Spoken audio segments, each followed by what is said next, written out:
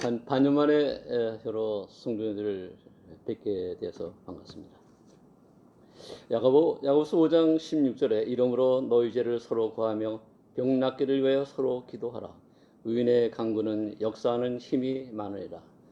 오늘 같이 말씀을 교제하고 싶은 내용은 이 시대에 우리에게 가장 필요한 것이 무엇인가를 갖다가 저 혼자의 믿음의 분량 갖고 묵상을 해봤으니 중보가 아닌가 이런 말씀을 계속 하게 됐어요. 그래서 너무나 우리에게 친숙한 중보라는 개념, 또 우리는 중보를 통해서 서로 성도 간의 사랑을 확인하고 또 이 사실을 통해서 그 결과에 대해서 하나님한테 찬양하는 것이 아니냐, 이렇게 말씀을 생각했습니다. 중보에 관한 것은 대체 하나님에서부터 오늘 지금 이 순간까지 늘 살아있는 사실로서 우리에게 역사하고 계십니다. 태초에 인간 아담과 하와가 범죄했을 때에도 하나님은 이 중보 사역을 통해서 저희들을 에덴에서 내어 보냈습니다. 가죽옷을 입혔어요. 그러니까 중보라는 개념을 놓고 봤을 때 단순히 기도하는 것만이 중보가 아니겠는가라고 생각할지 모르지만 실제 중보는 기도 외에도 우리가 물질로도 중보할 수가 있고 또 우리가 갖고 있는 모든 것, 영적인 것, 물적인 것, 그 모든 것에서도 중보의 개념의 영역은 한없이 넓다고 생각할 수가 있습니다.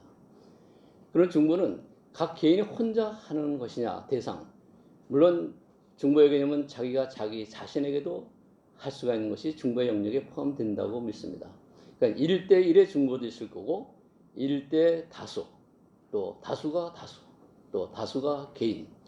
중보의 영역은 그 대상을 불문하고 필요한 것에서 우리는 중보의 영역에 참여할 수가 있다고 생각합니다. 어느 때 중보의 영역이 가장 필요한 것이냐?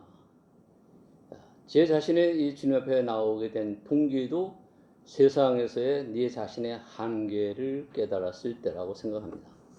더 이상 내가 나아갈 수 없는 것, 내 능력으로 할 수 없는 그 지점까지 갔을 때에 우리는 무엇인가 누구에겐가 의지하고 싶고 찾게 됩니다. 그것이 우리는 모두가 하나님 앞에 나왔기 때문에 하나님은 우리에게 절대적인 중보자가 될 수 있습니다. 근데 그곳에는 꼭 사는 것만 있는 것이 아니라 죽음도 같이 포함되어 있다 이겁니다. 믿음의 많은 선지자들은 이 중보의 영역을 들어가기 전에 어떤 과정을 밟았냐. 돌이켜보면 아담과 하와가 에덴에 나왔을 때 또한 가인과 아벨을 통해서 수없이 많은 아브라함을 통해서 믿음의 선지자들, 야곱을 통해서 사무엘을 통해서 하다못해 근세사에 이르러서 다윗까지 예수님까지 이 모든 그 광야의 과정을 거쳐가면서 중보의 세계로 한 발짝 한 발짝 다가갔다고 생각합니다. 그러면 어떤 의미로 되느냐? 다른 표현으로 말하면 떠나야 한다는 것입니다. 내가 있던 이곳에서 떠남으로서부터 중보의 영역으로 들어간다. 모세가 호렙산에 올라갔을 때 여호와 하나님은 모세야 모세야 하고 부르셨습니다. 물론 그 과정까지 얘기는 제가 시간이 나면 또 같이 교제하겠습니다만 그때 모세가 광야를 통해서 떠나서 호렙산에 왔을 때에 모세에게 하나님은 모세야 모세야 하고 부를 때 첫 번째 오다가 무엇이냐? 내 신발을 벗어라 그랬습니다. 그 신발의 의미는 뭡니까? 우리 신발 없이 물론 뭐 아직도 그 아프리카나 약간 뭐 미개 지역에 가면 신발 없이 민말로 많이들 살고 있습니다. 그러나 이 아랍 지역이라든가 중동 지역에 이쪽에 이스라엘 지역에는 거의가 사막이고 또한 돌이 많습니다. 여기에 맨발로 다닌다는 것은 도저히 불가능합니다. 신발을 신는 것은 그 자신의 육체에 보호할 수 있는 가장 좋은 무기가 됩니다. 이것을 벗어라. 신발을 벗고 살아가라는 얘기나 똑같은 거죠. 그러면 어떻게 됩니까? 죽음을 너는 감수하고 내 신발을 벗어라. 모세는 벗었습니다. 그곳이 어떤 곳이냐? 거룩한 곳이라고 말씀을 하셨는데 실제 그것은 거룩한 곳이기 전에 우리가 밟는 땅이라는 것은 세상입니다. 그러니까 세상에서 네가 떠나라 하는 그 떠남의 시작이 중보의 시작이다. 우리는 어떻게 떠났습니까? 우리가 살고 있던 가족, 우리가 살고 있던 직장, 우리가 살던 인생관 그 모든에서 과감히 단절하고 떠남의 세계로 해서 주님 앞에 나오지 않았습니까? 최근에 저에게 아주 가까운 친구가 있다는 말씀을 한번 누가 하고 교제한 적이 있습니다. 동계올림픽 때 한국에 와서 자원봉사를 하던 아주 미국에 한 50년 동안 살고 있던 친구인데 두세 달 전에 갑자기 연락이 오기를 나는 지금 이제 마지막 여행을 떠날 준비가 돼 있다 그래요. 그 내용을 쭉 보니까는 두 아들이 있고 딸만 손녀들이 여러 명 있습니다. 한 6명도 있는데 아버지가 갑자기 병원에서 진단 결과가 나온 것이 폐암 사기가 4가지 전이된, 그야말로 온 몸에 암의 덩어리로 완전히 있기 때문에 이제는 몇 달을 살 수 없는 예측 불가한 그런 판정을 받았을 때 그 가족들과 같이 회의한 결과는 뭐냐면 마지막 가족과 여행을 떠나자. 그 제일 먼저 간 것이 어디냐? 자기가 미국에 처음 와서 살던 곳, 그다음에 자기 부모님이 누워 계신 곳, 그리고 그 북미 지역에서 가장 아름다운 국립공원 지역을 갔다가 한 열흘 정도 가족들과 여행을 했습니다. 마지막 여행이죠. 그러니까는 기도해 달란 말을 하기 이전에 받는 제 입장에서는 이제 기도해야 되겠구나. 물론 한국에 있는 가장 가까웠던 친구가 작년에 세상을 떠났습니다. 마지막 복음을 전해지 못했는지 모르지만은 제가 언젠가 가정한 것처럼 늘 만나면 기도를 했습니다. 그 친구 떠나고 또 이 친구 떠나면은 국내 해외에 가장 가까운 데 가까운 친구가 떠나는구나. 참 마음이 좀 여러 가지로 좀 착잡한 생각이 많이 들었습니다. 그러고 나서 이제 기도가 시작된 거죠. 근데 저희 모임은 아닙니다. 저희 모임도 몇 번 데리고 나왔었어요. 한국에 가끔 나올 때마다. 그 교회에서 기도가 시작된 겁니다. 또 본인도 기도하시고 저도 기도하고 중보 기도가 시작된 거죠. 처절한 기도가 시작되는 것 같아요. 본인도 매일같이 그 교파기에는 새벽 기도가 있잖아요. 새벽에 일찍 아침 나와서. 그러니까 이 주인공은 그 기도하는 과정에서 새로운 정말로 거듭났지만 더 다시 거듭나고 더 하나님한테 같이 가는 그 경지까지 본인이 갔다고 자기의 폐암 치료 과정을 갖다가 계속 그려옵니다. 1신, 2신, 3신, 4신 하는데 며칠 전에 연락이 오기를 정말로 놀라운 기적의 현상이 나왔습니다. 첫 번째 뭐냐? 표적 치료라는 게 있는데 표적 치료는 대상자가 그렇게 많지 않다고 얘기를 합니다. 암 치료인데 표적 치료는 잠깐 신뢰만 같은 그런 희망이 있는 사람들이 표적 치료 한다고 그래요. 표적 치료의 대상이 된 것도 우선 큰 감사가 됐고 그 다음에 그 치료하는 과정에서 한 달 지나고 나서 2, 3일 전에 마지막 또 스캔을 또 한 모양이죠. 의사도 놀라고 본인도 놀라고 주위의 모든 사람들이 다 놀라고 그 암덩어리가 다 없어진 거예요. 이 친구가 이제 그 교회는 그 명예 장로라는 게 있는 모양이에요. 그러니까 교회에서 장로 직위를 못 받았으니까는 마지막 가기 전에 같은 성도로서 최후의 예언 명예 장로 직임식을 했던 것 같아요. 사진이 왔는데 보니까 이제 한눈을 이렇게 이제 안대로 가린 거죠. 외눈이 된 거죠. 벌써 이제 눈을 못 뜨는 거죠. 그 사진을 딱 보낼 때 참 마음이 좀 착잡했어요. 이제 남은 것은 그 뇌에 퍼진 암의 그 덩어리가 눈을 가리는 그 부분만 약간 남았다. 그럽니다. 그러니까 담당하는 의사도 이 사례는 판타지하다. 환상적인 치료 과정이다. 이런 것은 있을 수 없는 상황이다. 이런 얘기죠. 조금 전에 제가 야고보서 5장 16절에 읽어드린 말씀대로 의인의 강구는 역사하는 힘이 많으라 했습니다. 우리는 모두 의인입니다. 그 의인의 세계에서 우리는 주님과 같이 더불어서 이 중보의 세계에 같이 들어가고 있다고 생각합니다. 참고로 이제 윌리엄 캐리라는 우리 모임의 형제가 있는데 그 윌리엄 캐리 그 모임의 인도자 책을 쭉 보다가 보니까는 이 형제는 영국에서 맺던 형제인데 인도에 윌리엄 캐리라는 형제가 또 있다고 어떤 그 사적인 사례가 나와요. 선교 사역에 보면은 현대 선교 사역의 아버지라 하는데 이분은 그 K자가 다릅니다. 저희 모임의 형제는 C로 캐리고 이 인도에는 그분은 K로 캐리입니다. 하지만 제가 하여튼 윌리엄 캐리라서 굉장히 반가워갖고 그분의 내용을 쭉 본 것 중에 한 사례를 말씀드리고자 합니다. 이분은 구두수송경이었습니다. 배우지 못한 분입니다. 근데 하나님은 어떤 은사를 주냐? 언어의 특별한 은사를 줬습니다. 그래서 13살 때부터 혼자 독학으로 히브리어를 공부하고 그다음에 떠나는 길을 통해서 인도 사역을 떠나서 그야말로 도움도 없이 나중에 이분은 인도의 콜카타라는 지역에서 대학 총장까지 하시고 거기서 영민을 하신 분인데, 이분에게는 누이 동생이 하나 있습니다. 메리라는 누이 동생인데, 병상에 누워있는 누이 동생은 50년 동안 오빠를 위해서, 성교나가는 오빠를 위해서 오직 철저하게 끊임없는 중보 기도를 했다는 사실을 알게 됐습니다. 조지 물러는 너무나 잘 아는 분입니다. 기도의 대인입니다. 그죠? 우리의 모임의 형제죠. 이분은 마지막까지 늘 하루에 한 명씩 전도를 해야 된다 하는 사명에서 매일 기도를 하고, 또 수없이 많은 기도의 응답을 받은 고안 운영에 되어가지만은 마지막 가까운 친구 한 사람을 갖다가 구원의 길로 인도하지 못했습니다. 근데 이 형제가 죽고 나서 일기를 보던 그 친구가 일기 속에 자기 일을 위해서 늘 기도하는 내용을 보고 그때 회심해서 구원을 받았다는 겁니다. 예, 구원의 영역은 자기가 언제까지 이어질 수 있다는 이 놀라운 사실을 우리는 기억하지 않냐 생각합니다. 저 집안의 며느리가 아직 구원을 못 받았습니다. 기도해 주신 거 알고 있다면 더 기도를 해야 될 것 같습니다.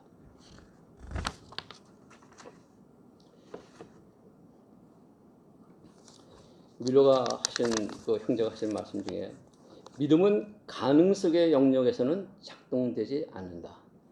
인간적으로 가능한 일에서는 하나님께 영광이 돌려지지 않는다. 믿음은 사람의 능력이 끝나는 곳에서 시작한다. 내가 하려고 하지는 마십시오. 내 능력으로 하려고 하지는 마십시오. 철저하게 하나님의 능력을 구하고 하나님의 능력 안에서 중보의 사역이 이루어진다고 기도의 달인이고 기도의 능력자신 조지 물러 형님은 이렇게 말씀을 하셨습니다.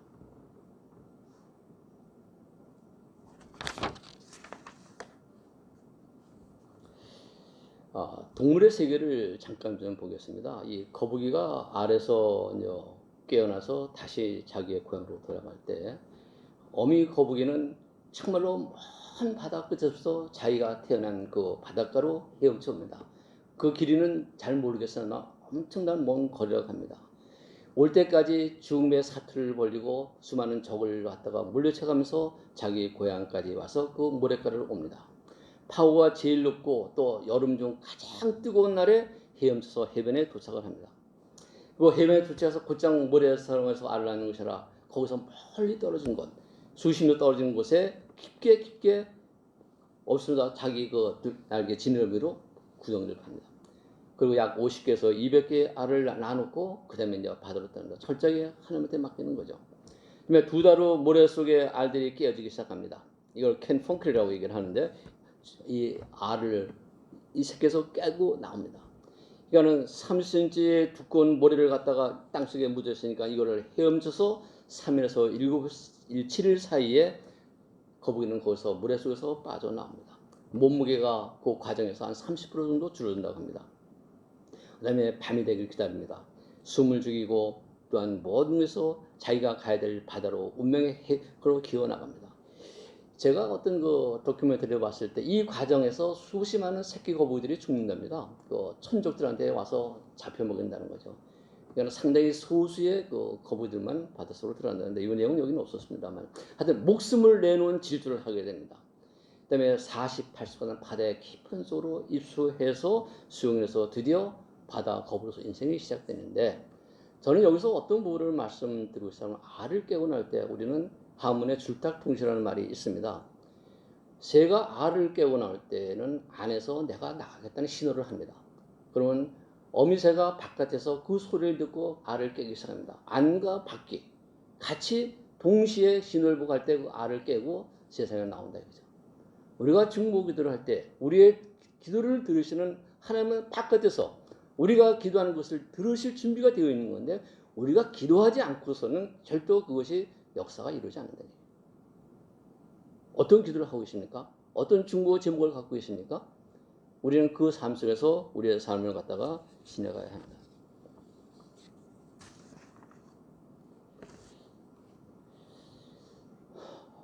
모세가 호렙산에 왔을 때, 또 야곱이 또 베델산에 가기 전에 거기 있었을 때, 그다음에 아담이 에덴에서 범죄하고 숨었을 때, 가인이 아벨을 죽이고 났을 때 하나님은 우리에게 묻습니다.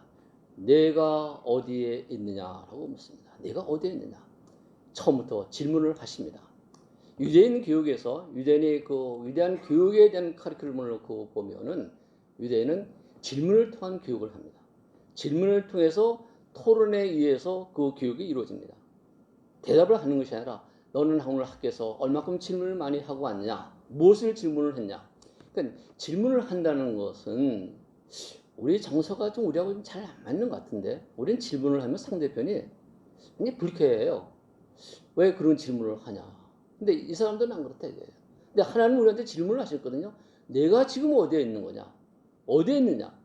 아브라함아 아브라함아 야곱아 야곱아 사무엘아 사무엘아 내가 지금 어디에 있느냐? 엘리야야 엘리야 두 번씩이나 부르면서 내가 어디에 있느냐 어디에 있느냐 어디에 있느냐를 끊임없이 묻고 계십니다. 중보의 시작은 내 자신이 지금 어디에 있느냐를 파악할 때부터 시작한다. 성도는 지금 어디에 있습니까? 영적으로 세상적으로 내가 가는 인생길에서 지금 어떤 과제를 갖고 어떤 신앙의 딜레마에서 어떤 기쁨과 어떤 아픔을 갖고 그 있는 위치가 지금 어디에 있느냐를 묵상해야 돼요. 중보를 하는 것은 중보자의 자세가 갖춰져야 한다는 거다. 내가 어떤 그런 곳에 영적인 충만이 없고 했을 때 중보하는 기도를 과연 하나님이 들으시겠습니까? 그렇게 생각 안 해요. 내가 충만한 기쁨으로 갖고 있을 때 무언가 성령의 인도하심을 간구할 때 그것을 줄타 동시에 개념으로 하나님 우리의 기도를 들으시는 거 아니냐. 내가 어디에 있느냐 그 있는 위치를 정확하게 우리가 파악해야 한다는 것입니다.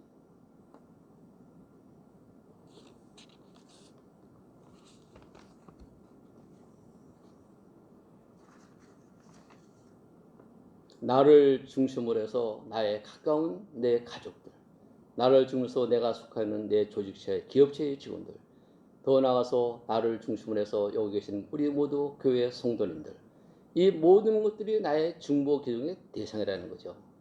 중보 기도를 하지 않고서 어떻게 신앙생활을 한다고 할 수 있겠는가 이런 얘기입니다. 내가 언제 하는 그 자기의 정체성을 파악하고 나서부터 그런 다음에는 나 자신에서 시야를 바깥으로 돌리기 시작합니다. 내 주위에 볼 때 과연 나를 필요로 하는 것은 어디에 있을까? 그것이 없는 인생하고 철저하게 자기 인생을 자기만 살아가는 인생하고 얼마나 차이가 있겠습니까? 우리는 동양인입니다.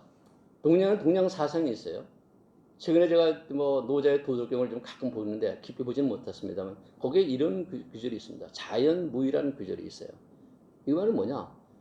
무의라는 것은 자기 자신에 갖고 있는 에고, 이기심 이것을 버려라 이거죠. 그것이 있는 한 결코 자유스럽지 못하고 자연으로 돌아갈 수 없고 너에게는 불안이 있다. 평화가 없다는 얘기거든요. 소크라테스가 네 자신을 알라 했다 이거죠.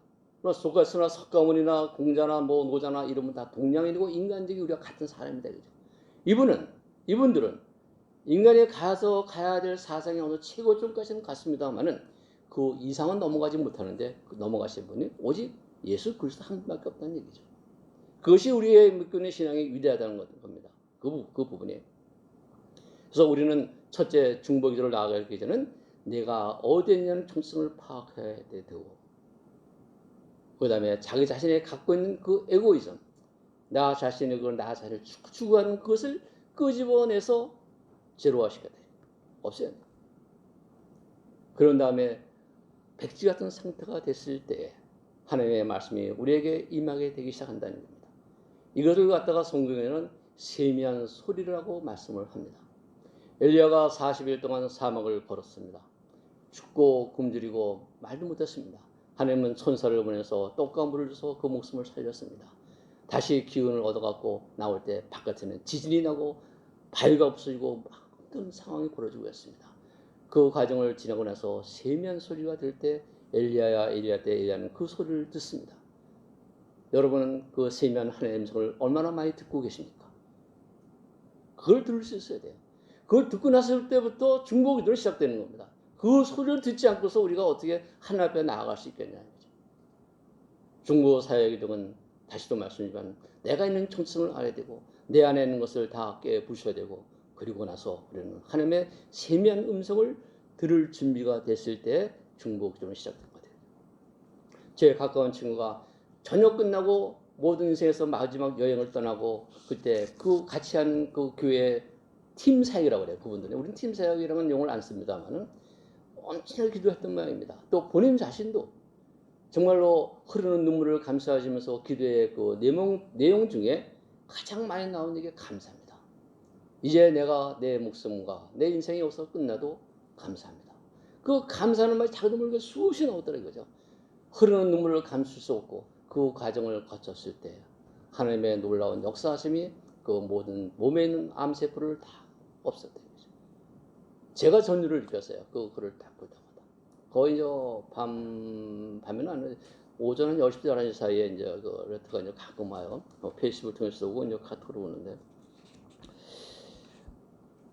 물론 우리는 주님을 갖다가 사랑하고 주님의 은혜 속에 있습니다. 많은 중보자가 있지만은 역시 최고의 중보자는 예수 그리스도이십니다.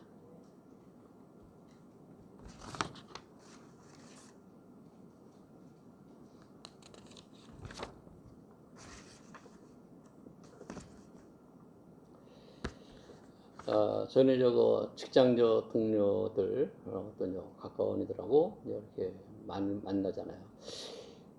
제가 좀 고칠 점이 있는 것 같아요. 이렇게 저는 질문을 많이 하는 줄 몰라요. 이 성격 자체가 좀 잘못된 것 같아요. 많이 듣는 이런 경청의 자세로 가야 되는데 질문을 많이 하게 됩니다. 좋게 표현하면은 좀 치열하게 산다고 생각하면 되겠습니다. 있는 상황을 있는 상황으로 그냥 보지를 못하고 이 상황에는 어떤 문제점들이 많이 내재되어 있는가, 이 문제들을 해결하지 않으면 이 문제는 해결할 수 없다. 항상 문제를 보고 문제의 근원을 찾고 해답을 찾고 가는 이 쳇바퀴 돌던 삶을 살아왔습니다. 조직체에서도 그렇고 사업을 할 때도 그렇고 머물러 있으면 그냥 퇴보하게 되고 사업체는 또 계약서는 떠나서 나가게 되고 이렇게 됩니다. 참 어떻게 보면 슬픈 건지 아니면 그렇게 살아가려고 운명적으로 지어주는 건지, 그러다 보니까는 이 모임에서도 저는 좀 제 자신에게 수은 질문을 하게 됩니다. 무식적으로 그것이 나오게 되면은 그것이 제 그 질문을 듣는 형님이나 자매님이나 또한 올라오나 모든 분들이 저 이명희 형제는 어찌 보면 불만이 많은 형제 같다라고 보여줄 수도 있습니다. 근데 이 자리에서 분명히 말씀드리지만은 그것을 불만으로 봐주시지 마시고 저 형제는 항상 문제의식을 갖고 사는 형제다, 이렇게 좋게 봐주시기를 바랍니다. 질문은 꼭 질책만이 아니고 상원의 관계 회복의 시발점이 된다는 사실입니다. 관계 회복의 시발점이 됩니다. 서로가 서로에게 질문하지 않는 사이에는 관계에서 인간관계가 신뢰가 없다고 볼 수도 됩니다. 저희가 그 실버 모임이 있습니다. 그래서 거기서 여러 가지 성경 공부도 했었고, 지금은 우리가 이런 언택 시대에 살기 때문에 모이질 못하고 있지만 모였을 때 질문을 통해서 하나님의 말씀을 깊이 묵상하는 이것이 얼마나 좋은 상황입니까? 그래서 중보의 시작도 우리가 서로 말씀을 나눠주고 말씀을 받고 하는 것도 질문을 통해서 일어날 수 있다, 이렇게 생각합니다.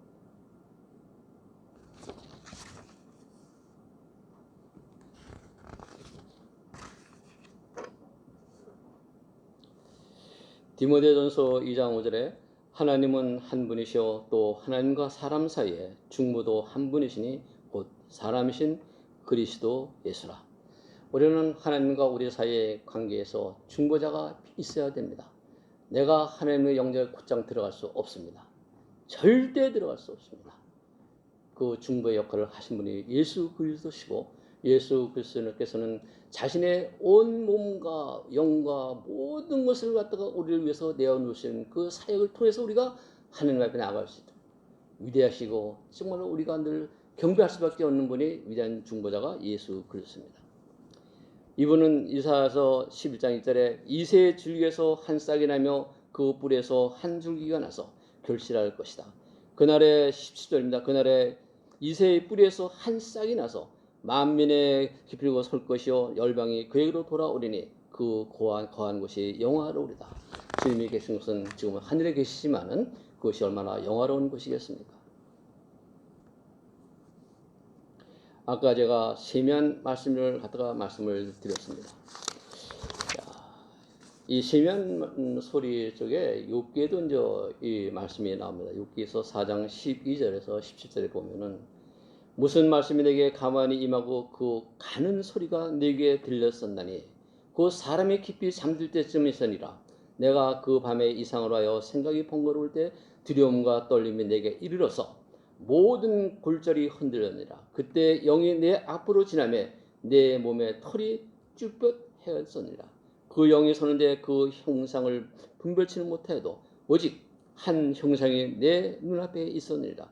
그때 내가 종령한 중에 목소리를 들으니 이르기를 인생이 어찌 하나님보다 의롭겠느냐, 사람이 어찌 그 창조하신 이보다 성결하겠느냐.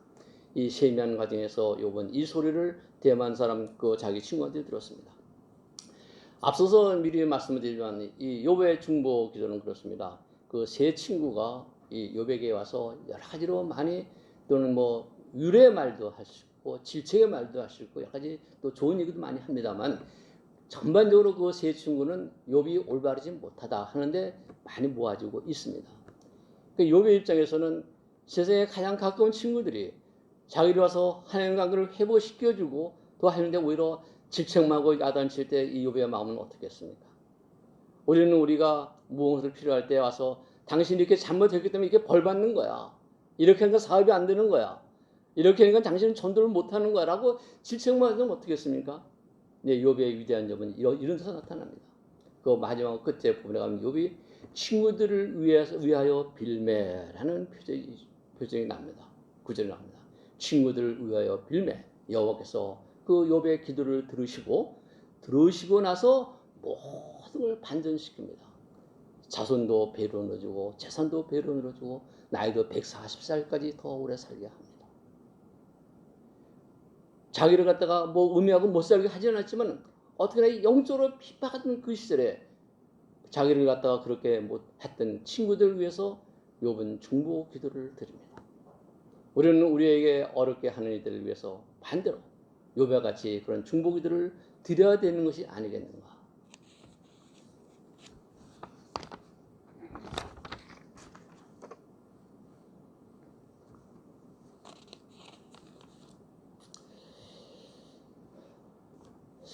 모세 중보 기도 중에 여러 부분이 많겠지만 그 중에 우선 먼저 하나를 말씀드리면 아말렉 족속하고 싸울 때 모세와 아론과 홀 세 사람이 기도를 하게 되는 장면이 있습니다. 그죠?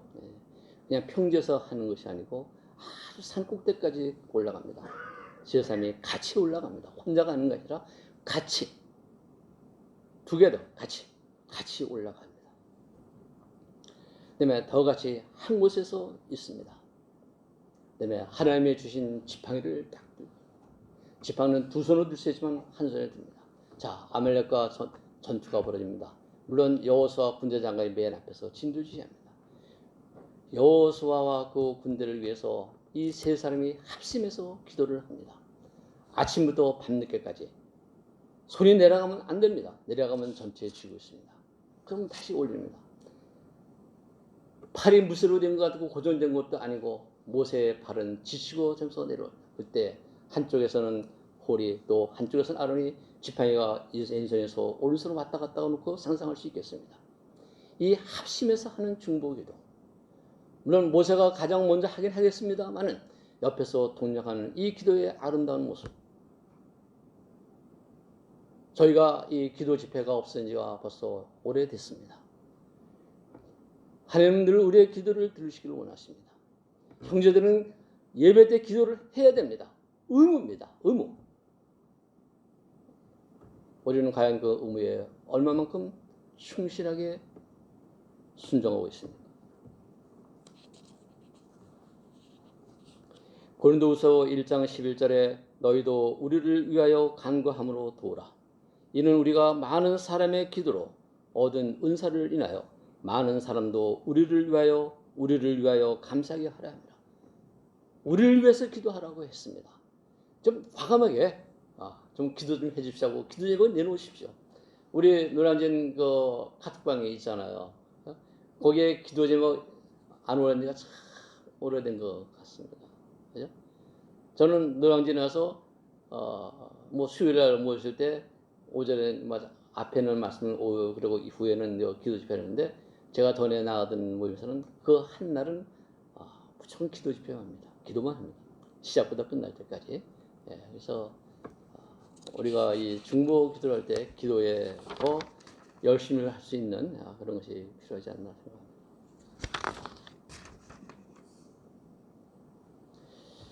중보기도는 꼭 우리가 큰 것만 하는 것이 아니냐, 기도만 하는 것이 아니다. 저는 이 물질적인 것도 말씀을 해서 나누고 싶습니다. 예수님은 그랬습니다. 한 과부가 2데나리온을 내리는 것이 얼마나 크고 가치 있는 거냐. 예수님도 어린아이가 내게 오는 것을 금하지 말라. 이 작은 거다 이거죠.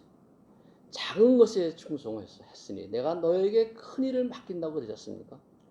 우리는 너무 작다고 생각하는 것이 주위에 있는가? 너무나 많기 때문에, 너무나 흔하기 때문에 그 작은 것에서 우리는 너무 등한시하는 거 아닌지 모르겠습니다. 하지만 하나님은 작은 것에 충성하라고 하십니다. 저 오늘 뭐 청소를 하려고 온 건 아닌데 와보니까는 저한테 걸레가 하나 잡아졌어요. 그래서 하면서 기뻤습니다. 앞으로 좀 자주 그런 걸 했으면 좋겠어요. 하나님은 우리에게 사용하실 때 옛것을 쓰는 거냐 아니면 지은 것을 쓰는 거냐. 그죠? 옛것은 패하고 새것을 쓰시기를 좋아하십니다. 가인을 쓰신 게 아니라 아벨을 사용하셨고 아벨 대신에 셋을 또 사용하셨습니다. 야벳 족속이 아니라 셈 족속을 택하셨습니다. 이스마엘이 먼저 나왔습니다만 이스마엘이 아니고 이삭을 사용하셨습니다. 에서가 먼저 나왔습니다만 야곱을 사용하셨습니다. 므낫세가 아닌 에브라임을 사용하셨습니다. 아론은 형입니다. 육신으로. 네, 아론을 쓰지 않고 동생인 모세를 사용하셨습니다. 다윗의 형인 엘리압을 사용하신 게 아니라 동생이고 막내인 다윗을 사용하셨습니다. 첫 왕인 사울을 사용하신 것이 아니라 둘째 왕인 다윗을 사용하셨습니다. 옛 언약이 아닌 새 언약, 주 예수 그리스도가 오신 그 새 언약을 저희들한테 주셨습니다.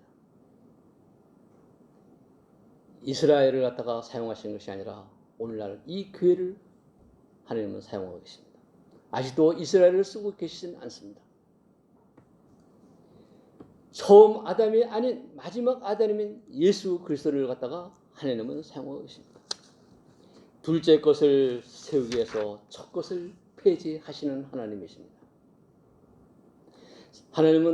주님은 세상에 약한 것을 취해서 강한 것을 부끄럽게 하신다고 고린도전서 1장 27에서 말씀하고 있습니다. 하나님은 나중 된 자를 부르셔서 먼저 된 자를 삼으시며 먼저 된 자를 나중 된 자로서 하신다고 마태복음 19장 30절에 사용하고 있습니다. 아무 육체라도 하나님 앞에서 자랑하지 못하게 하며 또 자랑하는 자는 주 안에서 자랑하게 하려 합니다. 먼저 되고 나중 되고 거기서 우리는 열등감을 가질 필요는 없습니다. 나이 많은 원로 형님도 계시고 모친님도 계시지만 이제 갓 모임에 들어온 젊은 체라고 해서 거기에 주눅들 필요가 없습니다. 하나님은 나중 된 자를 먼저 쓰신다고 말씀하셨습니다. 또 이 모임은 그 젊은 체들이 물려받아야 될 모임 아닙니까? 용기를 내고 기운을 내고 그래서 과감하게 주님 옆에 나올 수 있는 그 자세를 갖춰야 된다고 생각합니다.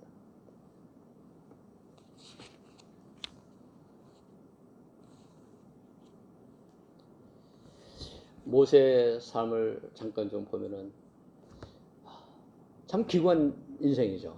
모세는 그리스도의 모형이라고 말씀을 하고 있습니다.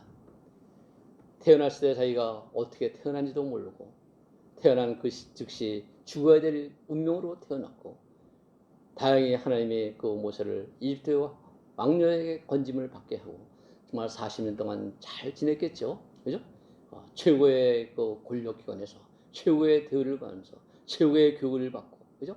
그러던 그가 자기의 정체성을 파악했을 때 자기는 이집트인이 아니고 히브리라는 것을 깨닫고 그래서 자기 동족에 대한 관심과 그 애정이 생겨나서 밖에 나갔을 때 자기 동족이 애굽 병사한테 고난을 받는 걸 보고 그 사실을 해결해 줄 때 섭리를 하게 됩니다. 얼마나 기쁘겠습니까? 나는 내 민족의 정체성을 파악했고 같이 내가 내 피의 스승으로 돌아왔구나. 그리고 그 다음날 또 왔을 때 처음으로 자기 동족한테 버림을 받습니다. 내가 우리도 죽이려고 하느냐. 참 자기는 베풀었고 또 도와주러 나왔는데 반대로 자기에게는 형용할 수 없는 그 압박감이 옵니다. 어떻게 합니까? 살기 위해서 도망을 갑니다. 그로부터 모세에게는 40년이라는 감당할 수 없는 광야 생활이 시작됩니다. 어떻게 지냈을까요?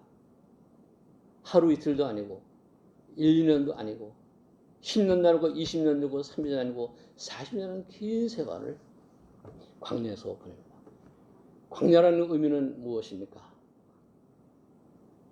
아무것도 인간의 의지가 반영되지 않은 곳입니다. 철저하게 창조주 하나님만이 계신 곳입니다. 그렇게 상상을 해봅니다. 모세는 매일같이 양무리를 데리고 나가서 오늘은 이쪽, 내일은 저쪽 다니는데 나 가보지 않은 곳, 다층 하나님의 산이라는 그 호렙산은 어떤 곳인가 하는 그 마음이 계속 싹트을 겁니다. 하나님 그 모세의 영혼을 내게로 오라는 것을 보이지 않는 과정에서 서서히 인도에서 나이 80년 있을 때 40년이라는 그 혹독한 광야에서 훈련과 단련의 시간을 거친 다음에 부르게 됩니다. 이제 자기가 가야 될 곳은 초원이 아니고 광야도 아니고 하나님이 계신 그 호렙산입니다. 모든 세상의 것에 자기는 이제 다 아무것도 가진 게 없습니다. 에집트에서 누렸던 그 모든 영화는 아무것도 없습니다. 철저하게 버림받고 철저하게 낮아지고 자기 자신이 아무것도 아닌 그 이치가 됐을 때에 모세야 모세야 하고 하나님 모세를 부르십니다. 그리고 하나님은 모세에게 여러 가지 오다를 내십니다. 지시를 하십니다. 우리가 아시잖아요. 모세의 반응이 어떻습니까? 무려 5번이나 하나님의 명을 거역합니다. 못합니다. 안 합니다. 당신은 누굽니까? 있을 수 없는 상황이죠. 그죠? 그 40년 동안 훈련을 받고 단련을 받고 시험을 받고 모든 것에서 이제서 낮아진 그 모세가 어찌 하나님을 만난 그 지점에서 그 시간에서는 아닙니다. 노 합니다. 마지막에는 하나님께서 역정을 내십니다. 화를 내십니다. 이적도 보이십니다. 지팡이가 어떻게 변해가 모든 걸 다 합니다. 내 형 아론이 있으니까 아론을 대해서 너의 대언자를 삼으라는 마지막 때 그때는 어떻게 할 수가 없어서 그에 순응을 합니다. 우리는 그 사실에서 아론과 모세의 위치에 대한 것을 한번 잠깐 생각해 볼 수가 있습니다. 그 이후로 어떻게 됐습니까? 하나님은 모세가 직접 입으로 하나님의 말씀을 전하고 시행하고 하기를 원했는데 모세는 그것을 형 아론한테 넘깁니다. 자기는 중간에 하나님과 아론과 이스라엘 백성의 대언자, 중재자 역할만 하는 것뿐이었지 직접 나서 하냐고 그거는 아론이 다 했습니다. 호렙산에서 십계명을 받았고 왔을 때 아론의 행위는 어떻습니까? 금송아지를 만들고 이스라엘 민족들이 아론을 따르고 거기서 우상신을 선배는 모든 고난이 모세가 아론으로 넘어가는 이 사실이 호렙산에서 모세가 잘못한 크나큰 실수였다 이 얘기죠. 근데 하나님은 많은 사람을 죽였습니다. 특히 십계명을 받고 내려왔을 때 그 잘못된 것을 보고 여기서 다른 사건이 하나 있죠. 사람들을 이제 다 모았습니다. 십계명을 다 깨버렸습니다. 금송아지를 부쉈습니다. 그리고도 하나님은 공의로운 하나님이시기 때문에 어떤 처벌을 해야 됩니다. 모세가 합니다. 물론 그 무리를 분류했겠죠. 이 금송아지를 만들고 거역한 주동자들은 누구냐 하고 분류했겠죠. 그리고 전 이스라엘 민족 중에서 3,000명을 죽여버립니다. 그리고도 그거로 끝이는 거냐? 아니라고 생각합니다. 그거로 이스라엘 민족은 얼마나 많이 하나님의 진노하심에 죽었습니까? 가나안에 들어갈 때 모세도 불순종한 대가로 가나안에 들어가지 못하고 그 민족은 결국은 다시 광야 40년을 다니면서 그때 글씨했던 그 모든 이스라엘 민족들은 다 광야에서 생을 마칩니다. 공의로우신 하나님이십니다.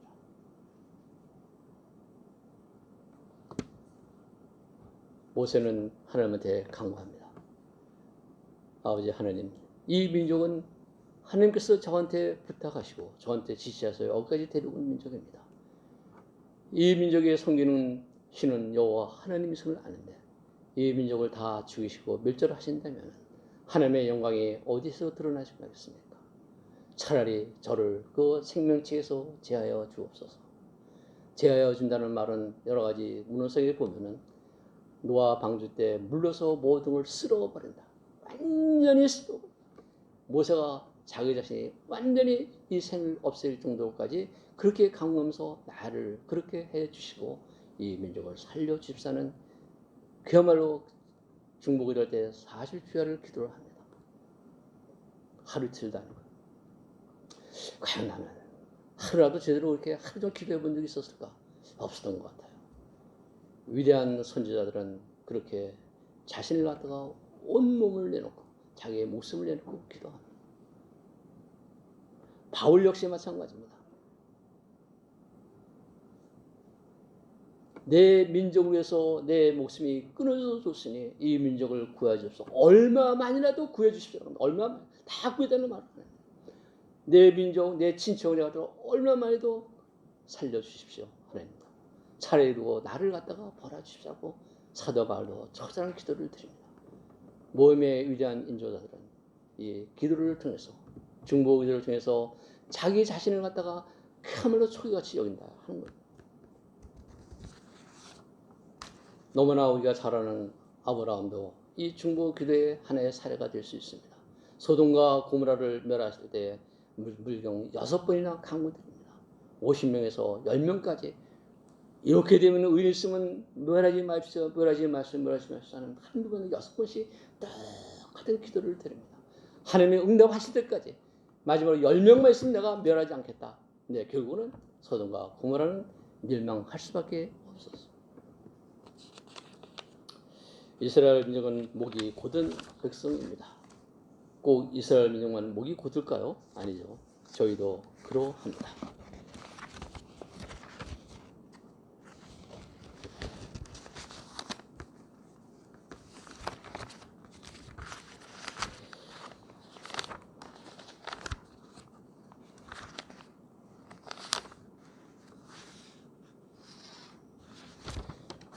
네, 마무리 좀 하겠습니다. 이외에도 수없이 많은 성경상의 많은 선지자들과 사도들과 앞서간 형들의 또한 그 삶을 살아간 중보의 위인들이 많이 있습니다. 갈라디아서 2장 20절에 우리가 중보자로서 삶을 산다는 것은 내가 그리스도와 함께 십자가에 못 박혔나니 그런즉 이제는 내가 산 것이 아니요 오직 내 안에 그리스도께서 사신 것이라. 이제 내가 육체 가운데 사는 것은 나를 사랑하사 나를 위하여 자기 몸을 버리신 하나님의 아들 믿는 믿음 안에서 사는 것이라. 하나님과 세상 사이에서 우리는 중보자의 삶을 살아가야 됩니다. 세상에 속한 자가 아니기 때문에 우리의 주위에 있는 모든 일을 위해서 또 우리와 같이 하는 이 모임의 형제 자매들을 위해서 믿음에 우리는 중보자로서 이 삶을 살아가야 됩니다.